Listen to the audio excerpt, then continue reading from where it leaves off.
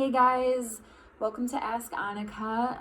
My name's Annika, and I talk about startups and the mindset and how to truly thrive into a positive business, whether that's a brick and mortar or an online company that you're starting up or growing, and how to continue that for the long haul. And today I'm talking about the mindset and how to look to be of service over trying to just gain attention and just trying to chase money, basically. All the people that I know that have a successful company, they do what they love and they love what they do because they do it all the time. It's something they look forward to. It's something that they look for, and how to grow, how to connect, how to positively influence other people who are in that same line of work. I was just over at Nectar in Green Bay and talking with Brent about his company and what he's doing, and I can just see that he truly does, deep down, part of his core, he loves what he does, and it's a piece of him, and he wants to grow it, and he wants other people to see that the benefit of what he does for his community, and that is so cool to me. And the idea that we have to put on a front or be a certain personality or be a certain way because we want people to follow us, or I'm not even sure. I've just seen this a lot in people who come to me asking me for advice, that they're trying to create an image without even fully knowing who they are, and they're trying to get people to follow them, but the image they're creating is a mimicked one. It's not authentic. So it leaves a lot of room for people and people can recognize that, for them to see and look and go, this isn't real, and not want to follow it, not want to take advice from someone who hasn't actually done anything they're talking about. So get out there and do what you're saying. Get out there and do what you're trying to put off like you've already done. I find that a lot of times people are afraid to fail, and people are afraid of what other people think of them.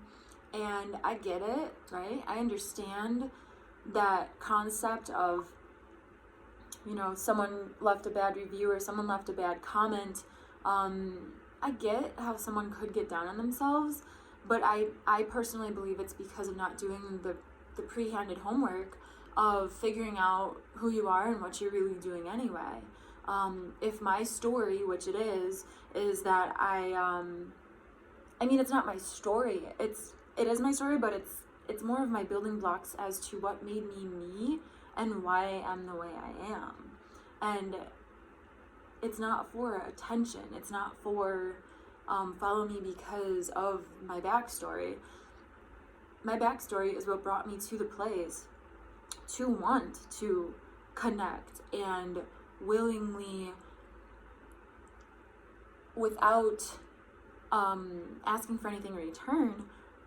I want to see other people get to the point of making it through because I've actually been there, right? And other people have too. And some people are there, right? And when I was there, I didn't know what I didn't know, and I couldn't see what I haven't been exposed to yet. And now that I've been exposed to quite a few different angles of becoming successful, and the word successful is different for everyone, but coming to a place of financial stability, growing two companies, having established myself in that way, and the biggest thing is having a peace within myself that now if someone were to say that they don't, say something bad about something I'm doing, in my heart of hearts, I know why I'm doing it. So there's no it's almost like, oh, they just don't understand. They just don't get it. And that's okay. So I'd say for anyone out there who is having that fear of what people think, the fear of just getting started, the fear of just click record and talk, that fear, I believe, for me, it came from not knowing truly what my purpose was, what my focus was. And now, to me, after having gone through what the path I've gone through, I know my purpose is to bring people through to succeeding, whether that be financial stability, whether that be being more peaceful within themselves, whether that be just to take action, you know? It's those little steps that equal amount to progress. And it's amazing. It's amazing what some people that I've not gotten to know have gone through to get to where they're at. And the smallest thing that affects anyone should not be minimalized. If something is bothering you, it's okay to, you know, voice it and work through it with trusted people or with someone who has gone through something similar. You know, it could be something as simple as or off the wall as not having acknowledged something with a family member from your childhood that had to do with competitive sports that is holding you back now in your professional career because it's a mental block. These are all things that, if they're bothering or if they're holding someone back, I believe it doesn't matter how small or how off the beaten path or how minimal it is.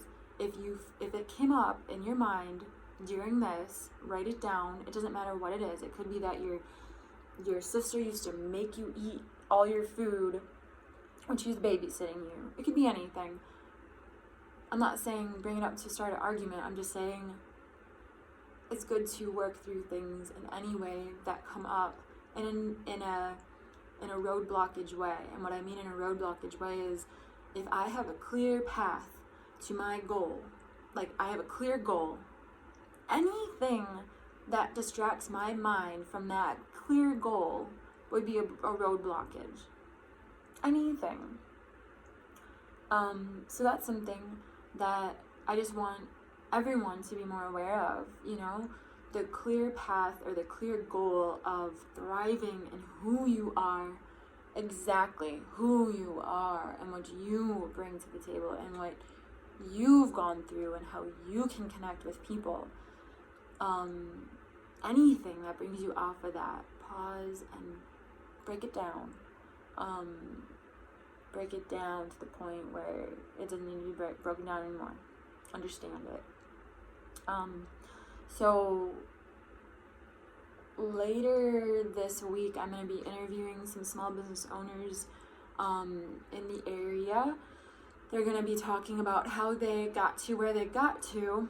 They're going to be talking about how that they grew during COVID, how they grew during COVID. That's pretty amazing in itself. Like very amazing. There's so many companies going out of business. It did go out of business, which leads me to a side note. Most property management companies, because of so many companies going out of business, they have to rent out their commercial spaces for about 1/4, 1/5 of what they're normally renting them out for. So anyone out there looking to rent space, right now would probably be the time to do it if you have the capital to do it. Multiple locations or whatever you can do and whatever you're looking for, just as long as you have a plan to make revenue from it. You don't want to just, you know, let's say you get a good storefront, because I've looked into this. There are good storefronts renting out right now, literally all across America. I'm most familiar with San Diego, West Palm Beach, most of Alabama, Chicago, Wisconsin. In those places, storefronts are renting out for half, and in some cities, literally like 1/5 of what they were renting out for pre-COVID. So if you lock in now in a hot prime spot location for 1/5 of the price that it normally is for 2 years, 3 years, 5 years, that's kind of long if you've never done anything like this, but you're gonna be paying, and once things grow and get back to business, it'll be a pretty busy area. You know, prime real estate areas are gonna be going well eventually, we hope, I assume. But that could possibly be a good move. Don't do it if you don't have a plan. Don't do it if you've never sold a product. Don't do it if you just want to start a product line now and do it just because. Do it if you have an extra $300 to $500 a month that you don't use and you can do it just to do it. Then do it, because literally there are places going for $300, $400, $500 for good locations. Then do it. If you know you can just afford it and turn it into something, then sure, yeah, do it. But back to what I was saying.